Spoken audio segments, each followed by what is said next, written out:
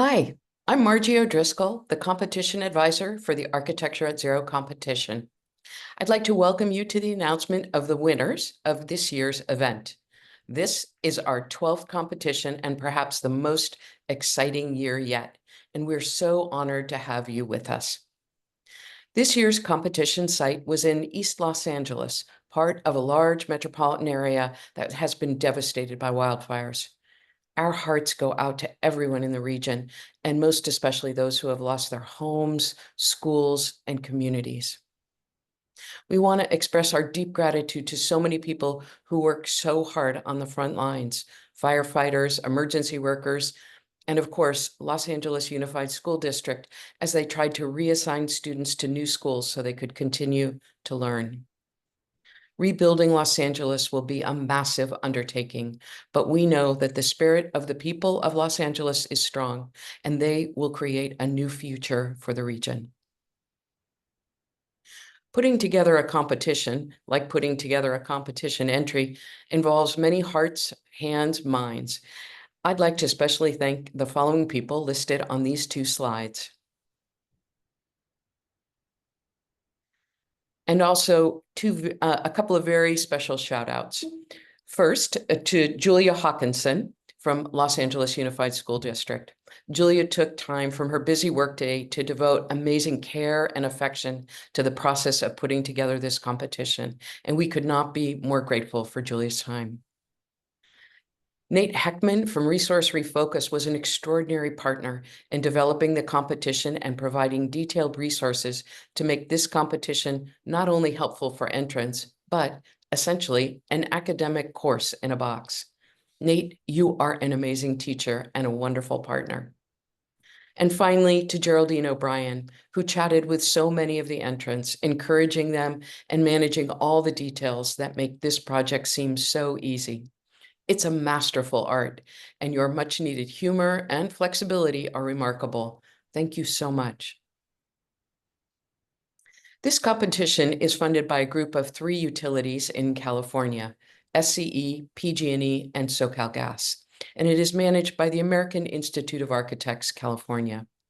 They come together to fund and develop the broad parameters of the Architecture at Zero competition, recommending that the competition focus not only on decarbonization, but also equity and resilience. Creating a more equitable and resilient world is the aspiration of many in the design industry, but we are still on a journey to make it so. This is one of the first competitions to try to embed these concepts of decarbonization and equity and resilience that make it a very difficult competition. Let me also say that finding the right partner for this competition is never easy. We seek a real site, a real client, and a real program idea. It is our goal to provide competition entries to a nonprofit client to expand their thinking and shape their plans for a site. Finding that right partner takes time and not a little persuasion. This year, our partner was the Los Angeles Unified School District. When I first contacted Christos Chrislou, the Chief Eco-Sustainability Officer at Los Angeles Unified School District, he was all in with supporting this challenge, demonstrating his very deep commitment to the students of LAUSD. As an architect, he immediately understood the opportunity of great design to create better learning spaces for students. Christos, we're so happy you can join us for a few minutes to tell us a bit about how LAUSD is faring in these difficult times and your ideas about the competition. Welcome. Hi, Margie. Thank you. And it's greetings to everyone. It's great to be here. So it is deeply concerning to witness the ongoing effects of the wildfires. Many of us in Los Angeles are personally connected to those impacted by these events. Our thoughts and prayers are with them, and we hope for them for the quick return to some form of stability. I feel privileged to have participated in the Architecture at Zero competition, and it's inspiring to see everyone, including our students, tackling one of the most pressing challenges of our time: climate change. LAUSD has long been a leader in sustainability, actively developing initiatives to create healthy and sustainable learning environments for both students and staff. Recently, the district has taken significant steps with the passage of 3 key board resolutions: the clean electricity by 2030, our clean energy resolution in all sectors by 2040, a climate literacy for all students at all levels, and the Green Schools for All resolution, which sets a goal of 30% green spaces by 2035. To build on this progress, we're developing a comprehensive eco-sustainability plan, which includes all LAUSD divisions and departments, to intensify our efforts to align with the board's sustainability objectives, addressing the impacts of extreme heat, wildfires, pollution, floods, and sea level rise. Our goal is to decarbonize our school campuses, reduce greenhouse gas emissions, and cultivate resilient, healthy, and welcoming spaces for all students, teachers, and staff. While we have made significant strides, there's still much more work to be done. We recognize that success comes through collaboration and partnerships, and we're committed to working together to create a positive and lasting impact. We look forward to continuing our efforts with the LAUSD community to build a better, more sustainable world for generations to come. And I will invite everyone to find more information on our programs and initiatives, to visit our website at lausd.org/ESO for Eco-Sustainability Office. I want to thank you for the opportunity to collaborate through this competition and for helping to raise awareness for a greener, healthier environment for all of us. And for all the participants who took the challenge, continue to strive towards better buildings and better environments. Thank you. Christos, thank you so much for all you have done to support this competition, and also all that you do to support the kids and families in LA.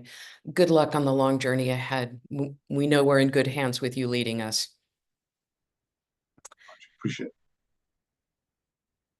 it. When we announced this competition, I was asked why California utility companies would want to support decarbonization.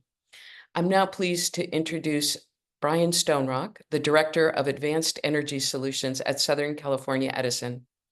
The mission of he and his team is to incentivize customers to adopt energy-efficient measures to deliver over 1,000 megawatts of carbon energy savings to the California grid. This challenge has redoubled as Los Angeles begins to plan for reconstruction. Brian's going to explain a little bit about why 3 California utility companies, including PG&E, SoCalGas, and SCE, support this competition. Welcome, Brian. Thanks, Marjorie. Appreciate being here. We're proud to be sponsors of this program and very much agree with your comments earlier. The goals of this competition very much align with our goals and our values as well. Echo your sentiments of our hearts go out to those that are impacted by the devastating wildfires, both directly and indirectly here in Southern California.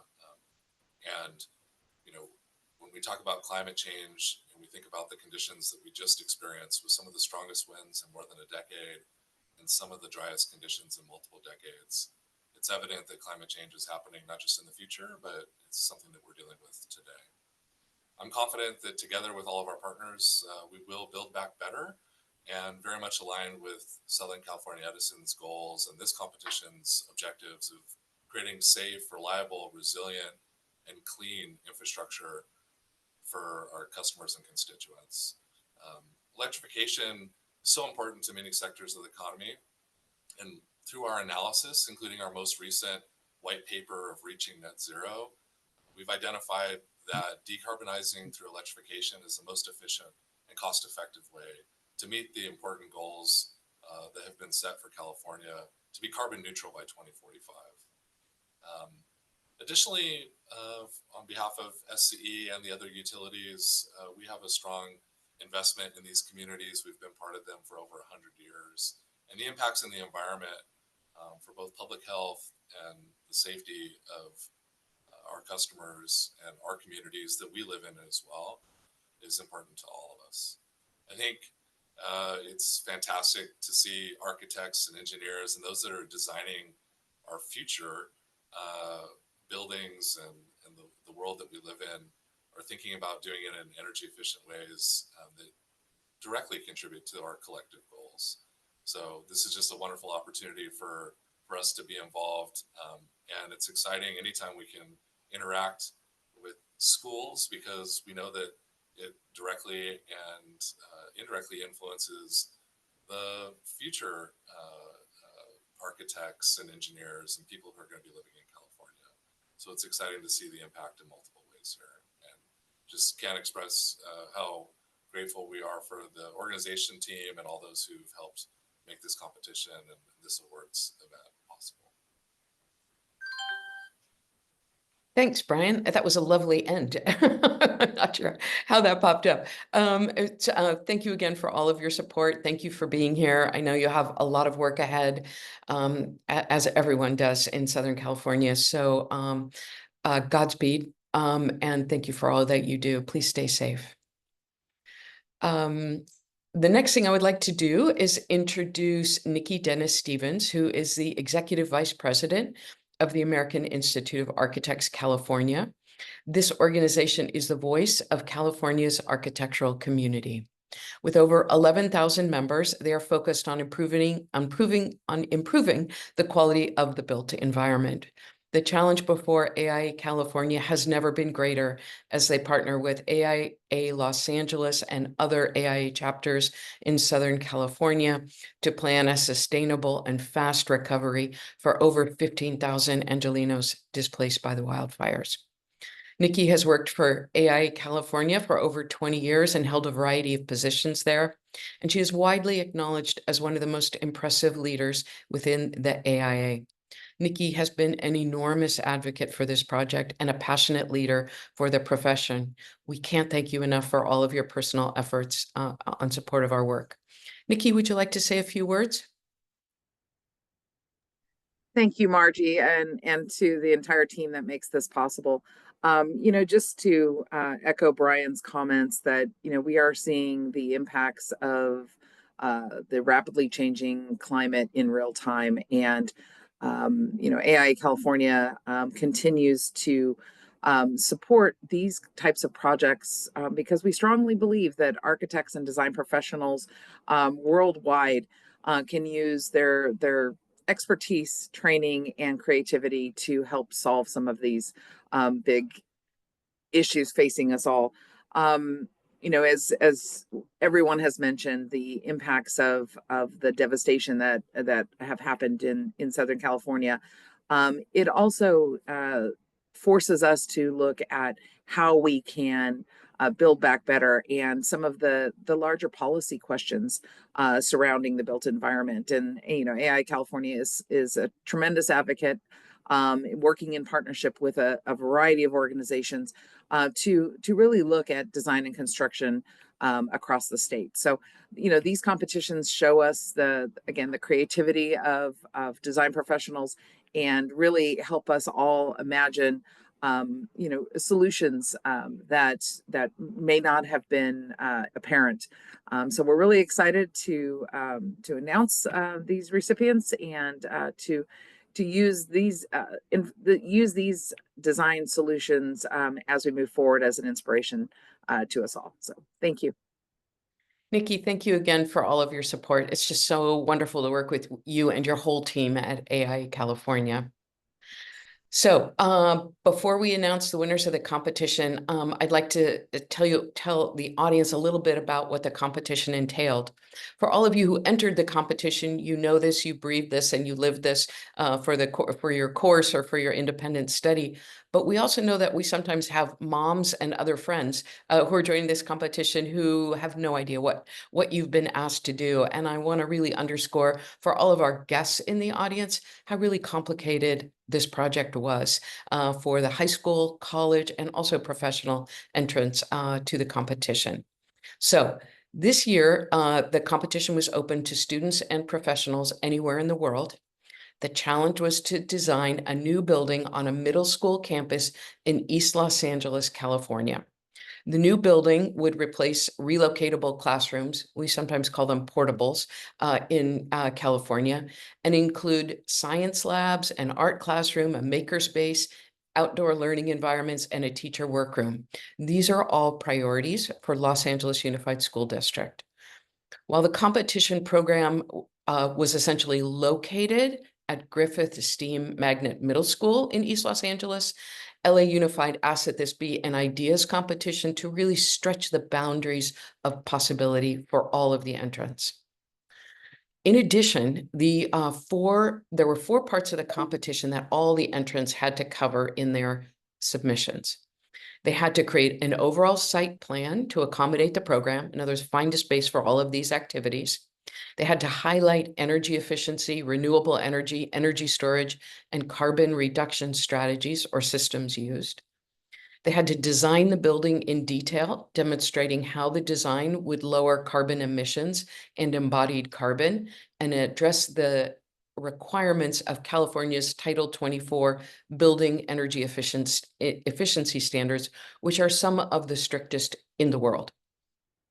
They also had to indicate how the building design would result in lower carbon emissions, and entrants had to show documentation. So they couldn't just give us a bunch of numbers. They had to actually tie the building design to its performance.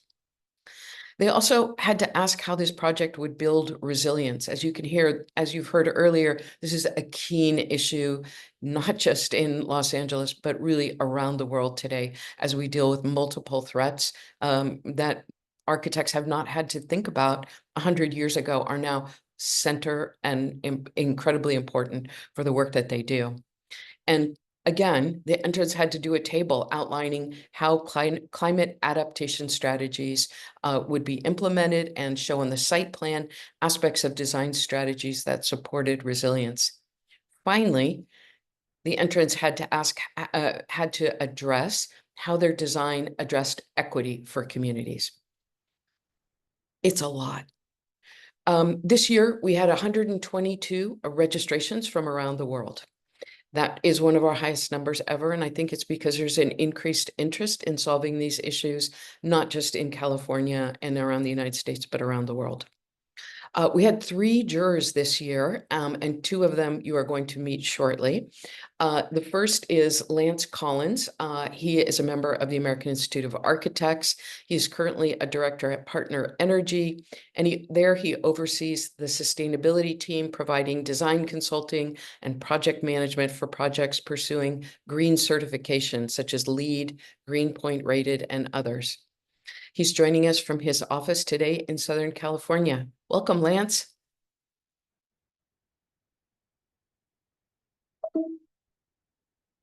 Our other juror who's going to be speaking today is Allison Williams. She's an architect and urban designer who has amassed an international portfolio of large-scale civic and cultural research facilities. In practice at SOM, Perkins & Will, and AECOM, her inventive instincts and inspiring interdisciplinary design leadership has generated authentic and relevant buildings. She joins us from San Francisco. Thank you, Allison. Once again, Margie, thank you for inviting me. Great. Our third juror is Paul Torsellini. He is the principal engineer for the Commercial Buildings Research at the National Renewable Energy Lab, a Department of Energy national laboratory. He's not able to join us on camera today, but he gave us a lot of good feedback as a juror. So thank you, Paul. Allison has served as the jury chair for a number of past competitions, and I'd just like to ask her before we get started to share some overall comments about this year's competition, perhaps how it is the same or different than past year's competitions. Allison, take it away. Sure. You know, I was thinking about this morning, and what is very true is the continuing kind of advancement and familiarity and comfort that we see the contestants having with the metrics for the subject matter of this competition, particularly the energy aspects of this competition. And that would be at all levels, both the high school, the student, both undergraduate and graduate, as well as the professionals. I mean, professionals, we expect them to have. Actually, they are and should be kind of leading that charge.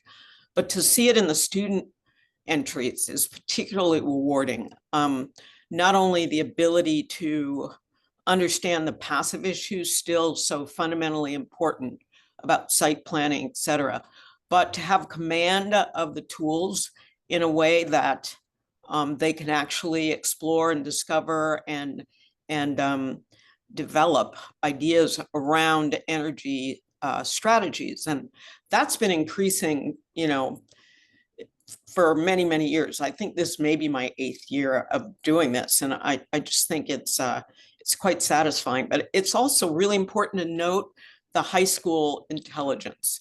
The tools that they have, they're still very much in the process of understanding how to represent architecturally ideas.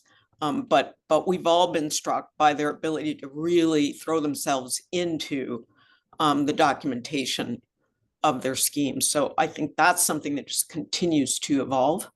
I hope that in our comments today, that it's clear that the equity component, the equity statement aspect, the equity and form and energy components all need to work together. The equity element is, frankly, harder to make tangible. Now, it's harder to make tangible. It's easier to talk about. It's very hard to actually physically see it in the work.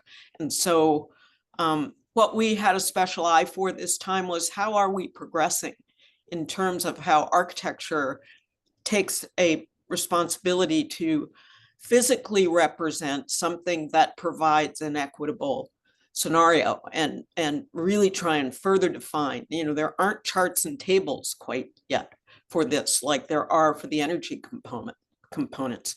Form is very kind of suggestive or subjective. And so, that has its own set of criteria for judgment. But equity is even more difficult, and I think probably could use some similar metrics, like how does it impact the economic health of a community? How does it reflect the ability of that community, if it is an underserved community, to advance educationally, health-wise, and all of these things. Those metrics don't exist yet. So that topic is still difficult. And I think between Lance and myself, I think there are going to be some comments about that as we go on through this. But I learned so much on this, and from the other jurors, as well as from just the location. And this year, there were some very prescient elements to the introductory statements that had to do with water shortage, and completely in advance of the catastrophe going on down there now. So again, thank you for inviting me again, March.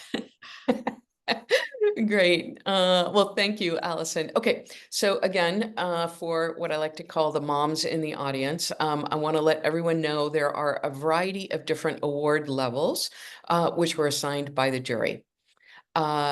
Winning projects could receive a variety of award levels. The highest level award is called an honor award. The next level is a merit award, and the final level is called a citation award. At the discretion of the jury, awards could also be made with the title Special Recognition for entries with an exemplary aspect in a submission. I'm now going to announce the awards, and the jury members will comment after each entry. So, the moment you've all been waiting for. Our first award. The single winner in the category of a high school entry is a special recognition award to the entry called Green STEAM Team by students from Oaks Christian School in Westlake Village in Southern California. Lance, would you like to start off with some comments on this entry? Sure. Thank you, Margie and Allison and everybody for the introduction. I think, as Allison alluded to, it was great to see all of the entries by the high school participants, and just the sort of level of sophistication that all the teams brought to the table. I think, when you're looking at a competition that's made up of high school students, college students, and professionals, it's challenging to kind of assess the design acumen of high school students and things that they're still learning along the way. But this project, we really wanted to kind of recognize in particular for its sort of narrative and philosophy about sustainability, incorporating green roofs and things like that into their design, and really putting a lot of rigor into their system selection for MEP systems and their energy analysis. As Allison mentioned, that just the tools that are available, the tools that high school students now know how to use that, didn't exist years ago, at least at the student level. It was really impressive to see, and just kind of the thought process that they followed all the way through to, bring this design to fruition, and do the sort of analytics associated with that. I think certainly there were still some, things we debated as a jury as far as some of the materiality and just forms of the building, but, to really start to tackle energy and decarbonization, resiliency, it was just impressive to see this project's sort of thought process that they followed to get, all the way to the finish line. Allison, did you have anything to add? I think we look forward to having the energy that this student and so many of the other high school students showed us, and to begin that dialogue about how to make a building part of its place. There's definitely an environment that exists in the scheme once you're up on top, above the platform. And if we were to have been able to work with you, we would have started to talk about how to take all that energy at this upper elevated plane and push it down into the ground somehow, so that all these beautiful gardens that have been proposed and opportunities for pedestrian engagement would represent fingers out into the community and back into the campus and so forth. So we look at this and we think it's an incredible effort, and we commend you on that, and congratulations for this recognition. Thank you. Okay, the jury awarded 3 project awards for college and graduate school student entries. The first award is a special recognition award to the National School of Architecture in Morocco for the entry El Barrio. Allison, do you want to start with some comments? Yes. This is really an important recognition, we feel, because I would say it's speaking a language about place and user and tradition through the kind of indicators that the authors of this scheme felt were familiar language.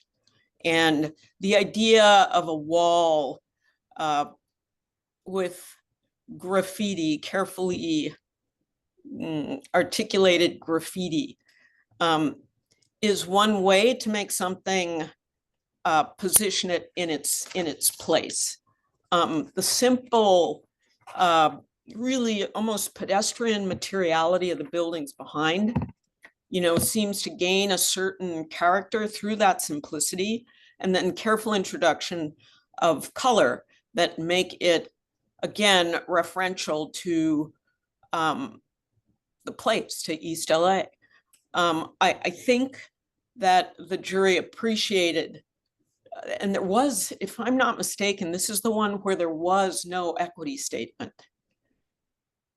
Am I correct on that? I seem to have that in my notes. But the effort to take a language that's understood, elevate it, incorporate it, and validate it. Eye-level perspectives in this entry were very good. The foot traffic and electricity, we felt it was not about making a fancy self-conscious thing, which we felt it would not be appropriate, but a more humble simplicity is what makes it flexible and appropriate. And we actually thought that the LA Public School District might actually build this. And if they were to take some lessons from this, that would be good. I think that's it. Congratulations. Great. Lance, did you want to add anything?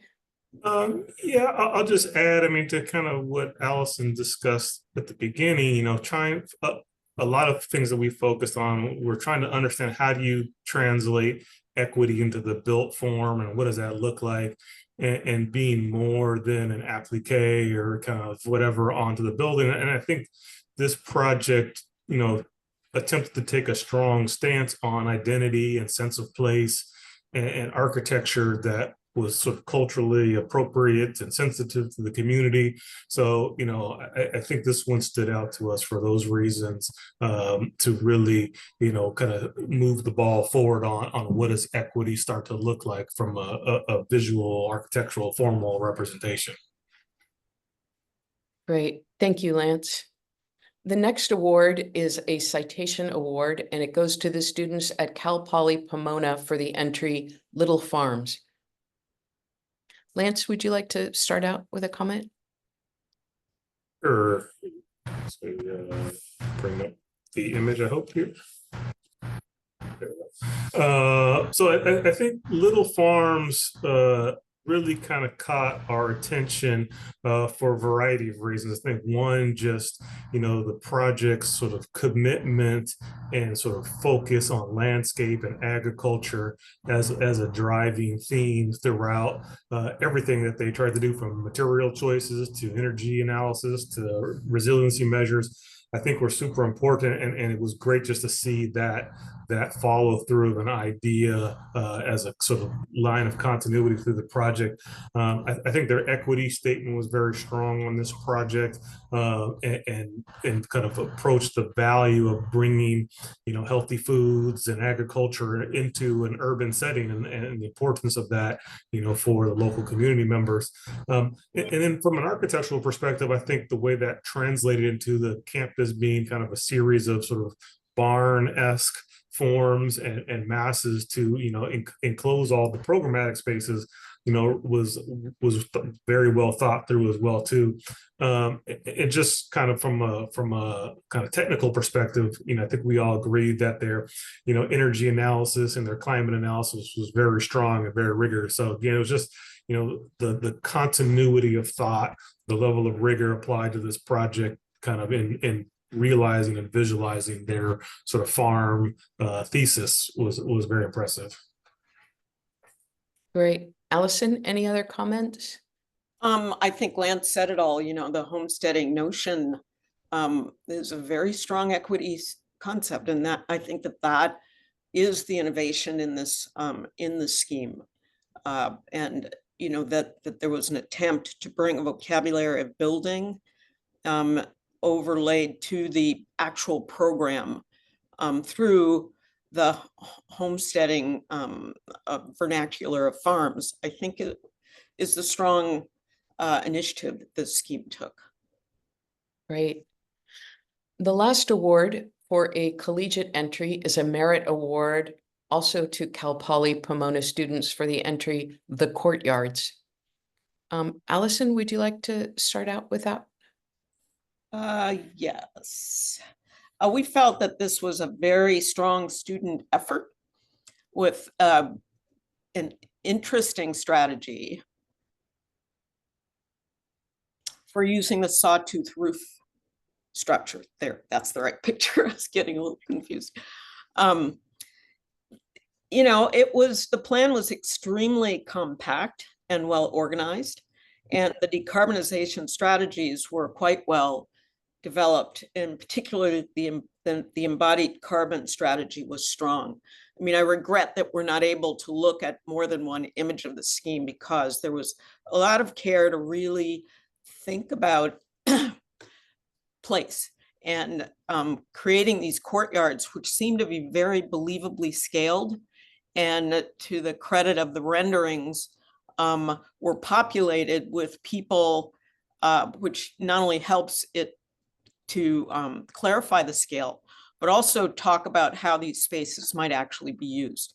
And the notion that these, although they are they're courtyards, they also have the ability to serve community function, and hopefully be able to find a secure way in which that can happen, despite the fact that they are part of the school. But I think that the rigor in this one in particular was the introduction of the introduction of not only the introduction of the sawtooth skylights, but the way in which they contribute to the overall character of the building. Great. Any other comments from you, Lance? No, I'll echo everything from Allison as well too. I just kind of want to just reemphasize the part about the embodied carbon, both in sort of the material choices of the project, but also in their analysis of the project, to kind of just for everybody, for all the projects' sake, kind of just sort of put a little accent on, there's operational carbon, you can lower your energy use, you can have clean energy, but, embodied carbon makes up a significant portion of all of the emissions on every project that need to be, carefully considered. So it's great to see, this project sort of attempt at that, both in, like I said, in their material selections and analysis of different choices, but also really doing the math on what is the embodied carbon based upon these selections. So that was just a great to see them get to that level of detail. Great, thank you. The final category of awards goes to professional entries. A special recognition award goes to the entry Griffith Steam by Bruna Campos from San Jose, Brazil. Let's see. Allison, would you like to start out with some comments on that? Yes, I would. I'd like to make sure I'm coordinated with the right image first. Sorry, it takes a moment. There we go. Okay, so the jury was particularly impressed with the future-proofing approach employed by the architect. And that would suggest that future-proofing is to build something that acknowledges that its utility is not frozen in time, that you're really building not only for today, but you're building for something that's going to function well based on the program it knows today, but has some built-in understanding of potential future use. So there's flexibility, not unlimited flexibility, and that's not just in terms of program, but in terms of systems and ways to address environmental changes, et cetera. So we felt that there was embedded in this entry the proof that the authors were really thinking about this. And we noted that it seemed that they started the design with building the envelope, meaning by that I mean the simplicity of the envelope, simple materials, straightforward forms. The principles of universal access were highlighted here and in the plan. Again, wish we could show you everything. In the plan, there was kind of a yellow brick road that kind of found its way through this place, that you arrive at the front door and you're not confronted from an accessibility standpoint with one way to go as an accessible user, an impaired user versus a fully accessible path. They became one. And so it was a very beautiful kind of story about how you move through this building, through the courtyards, along this special path. The straw bale construction was interesting and as was the use of low VOC materials. And again, it seemed like this might be a project because of its humility and sophistication at the same time that the LA school district might actually build. The renderings, I think, were very impactful, again, using color and landscape and places of gathering, plazas, courtyards. So a very strong entry, we thought. Thanks, Allison. Anything to add, Lance? Just to note, and again, wish you could see there's an image, sort of the site plan showing the accessible sort of entrance and circulation throughout the project, which was really interesting. I think to Allison's point, in a lot of ways, we could see this as a project that LAUSD could go through with, but also kind of elevated in a way that really made universal access kind of a central figure to it as well. And the idea for, students of whatever levels of, mobility and access to be able to have equivalent, ability to interact with this building, now and in the future, I think was really interesting as an approach to say, to future proof it. And so just kind of really, kind of tugging on that idea to, really kind of focus on, getting throughout this campus without elevators, without stairs, without anything else, and say, no space should be limited because of someone's access issues. So I just, this one again caught our attention for sure. Great. Let's see. There were 2 merit awards to professional teams that the jury awarded. The first merit award goes to the entry Link Plus for the entry by the firm McMillan Pasden Smith Architecture from South Carolina. Lance, do you want to start with some comments on that entry? Sure. So I think, this one, stood out to us kind of right out of the gate, really kind of with its sort of unique approach and sort of fresh thought about a connection to the existing campus. This project being, an annex to the existing school, how those new and old buildings relate to one another is I think a critical part of sort of whatever the design intent is.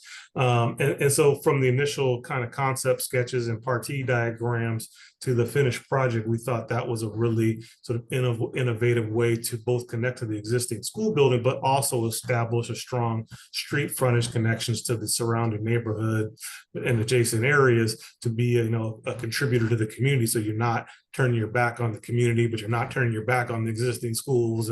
And so I think it successfully solved a lot of those things. I think in addition to that, it was also just really strong as far as its, sustainability and decarbonization strategies go, as far as the integration of solar panels onto the roof in a way that, would meet the majority of the needs for the project. The use of all electric systems, heat pumps, et cetera, were all very strong, very realistic. I think all of the energy and analytics and calculations were very well thought through and done. So just kind of top to bottom, this one stood out as, both a formal success, but also a success as far as the systems that were integrated in there. Everything with, as you can see kind of in this image here, daylighting and natural ventilation, all these different opportunities were all sort of well thought through on this project, and created a great sense of place in addition to all that too. That's great, Lance.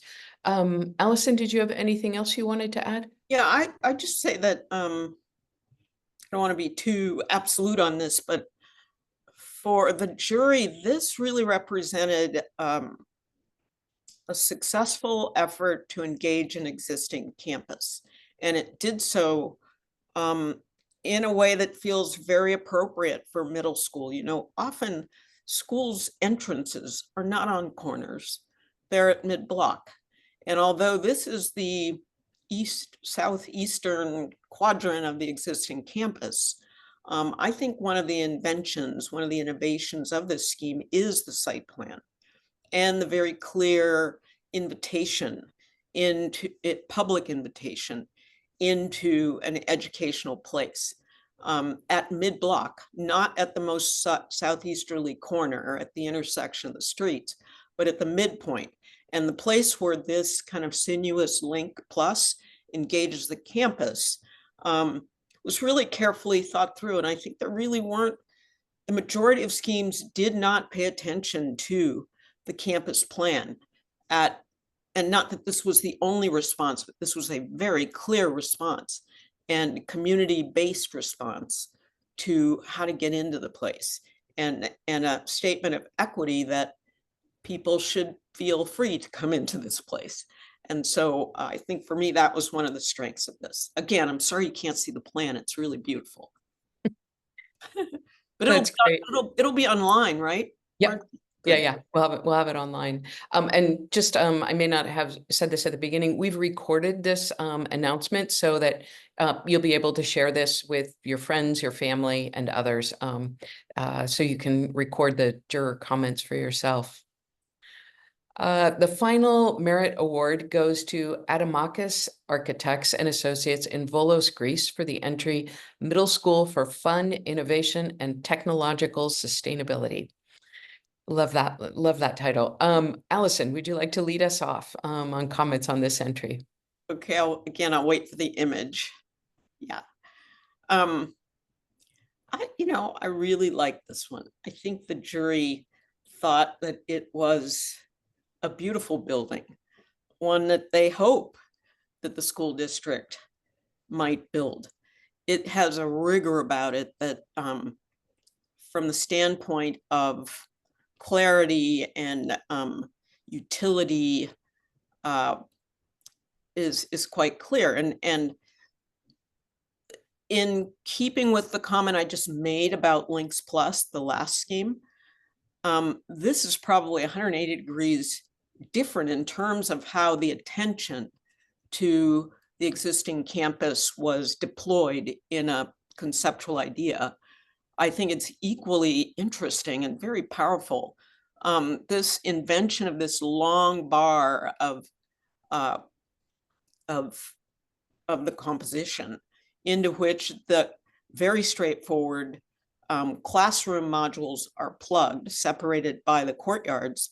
That long bar of stuff contains the stairs, the toilet rooms, the elevators, and it's a bridge over connections between the courtyard and other open spaces to the west in the campus. So it acts as a threshold from old to new, but it also acts as a device to organize the expansion plan so that everything can be very flexible. Like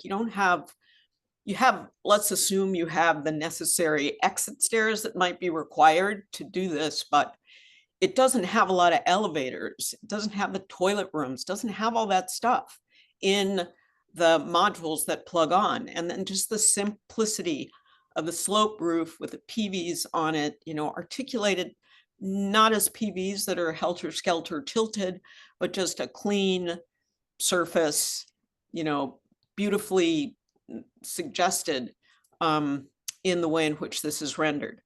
I realize that this is not a model. We kind of wanted it to have just some indication of color and activity that might have taken it out of what is almost too mute. But I think it's probably the most rigorous, for me, the rigor that's represented in the scheme was really laudable. There's a wall, but you can see through it. You could walk around the sidewalk and see into the courtyards, but you couldn't get in that way. So it's a form of security that's implied there, but not a visual bombardment. And I was just tickled to learn that it was an international entry. So I think that's also a statement about this competition. Its reach and its sophistication is growing, and congratulations to the team. Thanks, Allison. Lance, did you have anything you wanted to add? I just echo everything that Allison said. I think what I enjoyed about this was, we talked about sort of, creating a connection to the existing campus and the community. And even though it's sort of in some ways the opposite of some of the other projects, it still has a very strong statement and intention of how it wants to engage both those existing buildings and the neighborhood. And so I think it was nice to see, projects that kind of move with that level of purpose and what they want to achieve and what they want to communicate. And I think the end result obviously is a very beautiful project here. And I think the other thing that kind of stood out to me is the level of sort of I'll say cleanliness isn't the right word, but the level of sort of efficiency in the buildings and sort of the sparseness of the project is not hampering in any way its ability to be a high performing building. It still has plenty of space for solar panels and, you know, all the systems and everything that every other project has, without it feeling like it's a bunch of stuff that's sprinkled on the top of it. This is all integrated into the building without having to sort of design a building, then figure out where do you apply all the green stuff to. So I think this was very successful from that perspective of showing how it can all be integrated, how it can all result in still, you know, beautiful forms and masses and urban conditions and all those things. That's great. Thank you, Lance. So the final award given by the jury is an honor award for the entry Agua Alta steam engine by the firm Design Draw Build Inc. in Oakland, California. Lance, do you want to start with comments on this entry? Sure. So, you know, I think for all of us on the jury, and I'll certainly speak for myself personally, I think just kind of right out of the gate, this one really resonated with what the goals and even aspirations of what this competition could be or should be. You know, this project really addressed a lot of things all in one sort of design proposal, from, you know, sort of formal moves, contextual relationships to the school, existing school and the community, different systems from green roofs to solar panels to water reuse and capture, resiliency. It really hit on all of the buttons that this competition was about. And it did it in a way that, to me, you know, was very unique, kind of using the iconography of a water tower, which is, you know, pretty common in Southern California, especially some of these areas, East LA and sort of smaller cities that still have water towers from the 1950s or 1960s or whatever year they were built, and taking that as an icon into a new sort of future version of that from a sustainability perspective, as a water reuse system, water capture system, resiliency system, and also defining the place for this community, for this building. So it just sort of functioned on a lot of different levels, you know, kind of literally and figuratively. You know, I kind of looked at this as, you know, this building could function as an oasis, literally storing water for, you know, when, you know, it rains, you know, 0.1 inches in 9 months in Southern California, but also sort of figuratively as an oasis for students to have kind of a respite from the sort of the, whatever you want to call it, typical suburban, you know, context, where you have green roofs, you have open spaces to, you know, rest, you have, you know, natural, you know, elements for you know, the community to access. All these things just kind of all came together. You know, I thought it was just, you know, very thoughtful design, you know, great presentation just in, you know, the renderings and site plans and everything, and equally impressive metrics on energy analytics and decarbonization and everything else. So just kind of top to bottom, I think this really hit on a lot of the aspirational goals for that, you know, this competition it kind of conceived of, and kind of hit all the buttons from that perspective. Thanks, Lance. Allison, any other comments?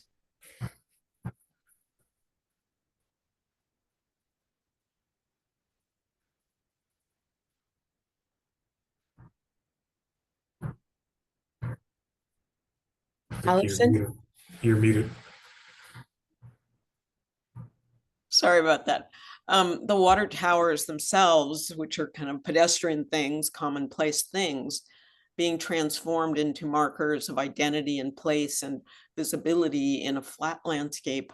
You know, if you imagine the nighttime opportunities, illumination at night, you know, the notion that this is a place that is anchoring a community, you know, and these are the beacons.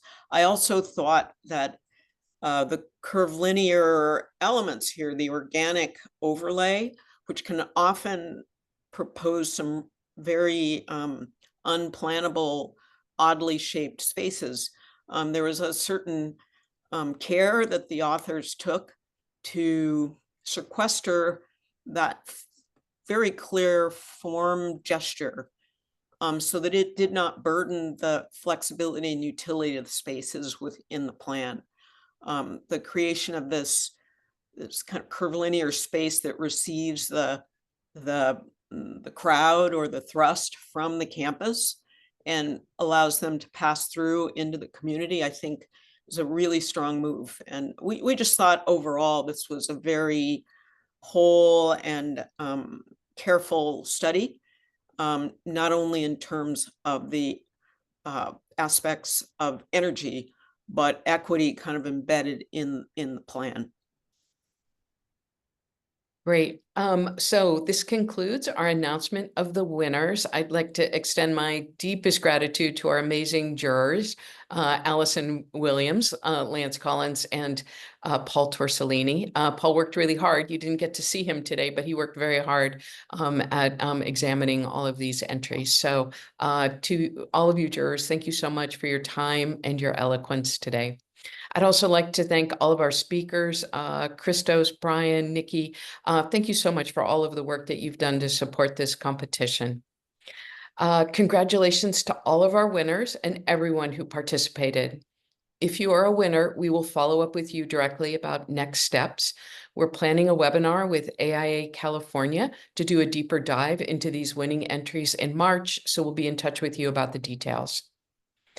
I'd also like to thank once again our sponsors, SCE, SoCalGas, and PG&E for their support of this competition. And we hope to announce another competition later this year, so please stay tuned to hear more. Thank you again to our audience, the friends, the family, the teachers who support all of these efforts by the people who submitted. And most of all, thanks to all of you who are really trailblazing a new path for decarbonization, equity, and resilience. You are our future, and we need your voices and brilliance. With that, have a great day and congratulations.